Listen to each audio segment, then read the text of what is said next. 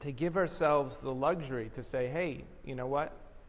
We can ask this question. And when we ask it,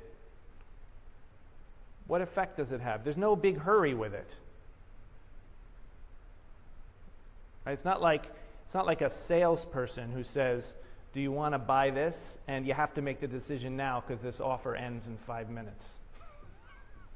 That's the amazing thing. The offer doesn't end until we leave the body. So as long as we're here in this body, Vayechi Yaakov be'eretz Mitzrayim. Mitzrayim means Egypt, and it's a narrow country by the bank of the river. So as I've talked about many times, this is also a metaphor for limitation in general. And being in a physical body is a big limitation. You know, just like the Egyptians on the bank of the Nile, we can't get very far away from our basic bodily needs. You know, eating, drinking, having the heat go on in the room, you know, breathing, every breath we take. So to be alive is to have a lot of limitations. But our life, like life itself, life finds a way, as they say, right? Life itself life enters into limitation, into our particular forms, into our bodies, and manifests as us. Life, or we might say Hashem, we might say the divine, becomes embodied as us. And so, while we're embodied, while we're in Mitzrayim, in a sense, like while we're in this state of these physical, limited bodies, how shall we live? We don't have to pressure ourselves for an answer. With this practice of inquiry, the beauty of it is just by asking the question, you're inviting in some extra wisdom. You're inviting it to come in. And even if it doesn't come in, so you ask it again. And even if it does come in, you ask it again. Because when you return to the question again and again, any of these inquiry questions, there's an infinite number of ways you can do it, then you just keep inviting in this wisdom. So in the parshah, there's a little bit of wisdom, I think, about this. It says that Joseph brought his 2 sons to Yaakov, to Yisrael, for a blessing before Jacob dies. Jacob is on his bed, and Joseph brings the 2 sons. And the sons' names are Ephraim and... Anyone remember the other one? Menashe, right. Ephraim and Menashe. And back a few parshas ago, I think it's Parshat Miketz, is when we get the reason for those names. Joseph marries an Egyptian woman. I think her name is Asenat. I think it's pronounced Asenat. And they have 2 sons. And so Jacob names the eldest son Menashe, based on the idea of forgetting troubles from the past. Hashem has caused me to forget my troubled past, and he had a really troubled past. He had a lot of trauma.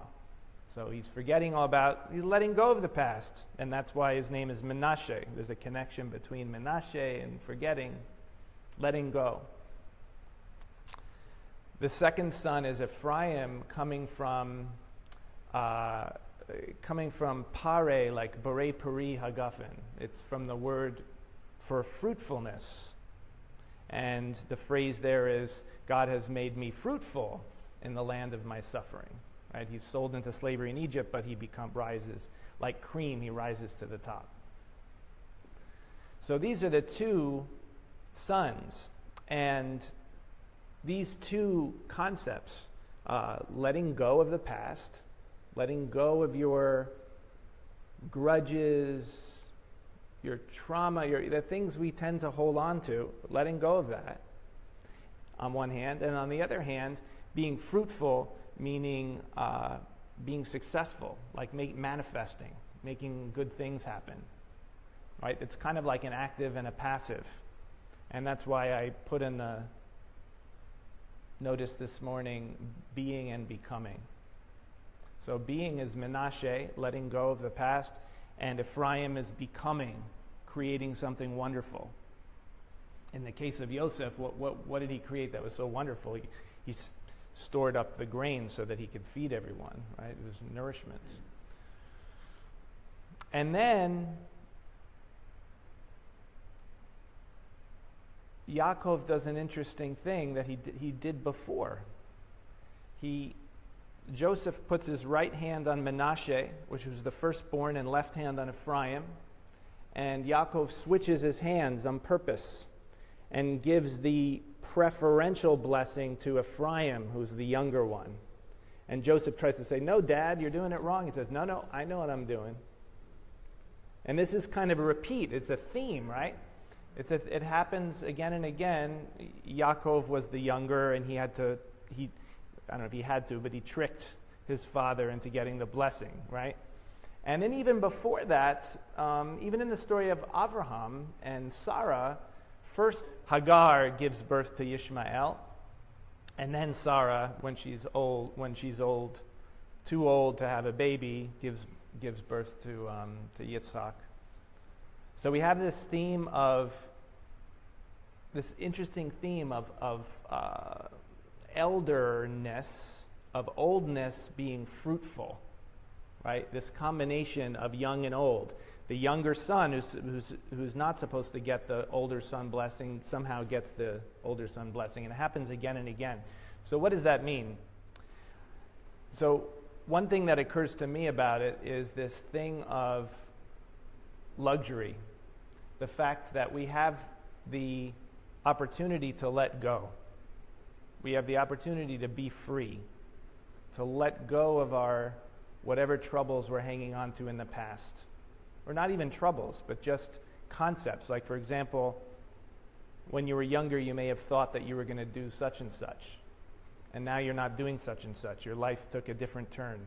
So if you're still holding on to that idea you had when you were younger, then there's going to be something that's off, something that's not right. But what if you could actually just let go of whatever is there in your memory that you're identifying as the past and be free of that to be fully alive in the present? So I think there's a hint of that in giving the blessing to the younger. It's not saying that being fruitful is more important than letting go. It's saying combine them while you still can. In other words, before you're like Yitzchak on the deathbed, giving a blessing to Yaakov he can't see anymore. Before you're like Yaakov on the deathbed, right? What is the blessing of being alive, of still being alive, no matter how old you are? It doesn't matter. As long as you're alive, as long as you're here in the body, you're not yet saying goodbye. You're still here. You have the opportunity to die before you die. What I mean by that is that when we actually die physically, right, an experience that none of us have had yet, and yet there are many accounts of people who thought they were dying and then they didn't, so they were able to tell what it was like. And the report that we get again and again from those folks is that when they really thought they were dying, there was terror, but then at a certain point there was a letting go. And the letting go was the most profoundly blissful, connecting with all being kind of experience that they ever had, because these are reports of people who weren't even necessarily into spirituality or meditating or anything like that. But it spontaneously happens. So regardless of where we're at, we have an opportunity, apparently, when we're dying, to really let go. So the opportunity is then, can we let go before that point? Can we die before we die? And so therefore, while we're still fruitful, while we're still doing things in the world, to have that inner freedom shine through our actions, shine through our words. It would be an example of freedom in the world.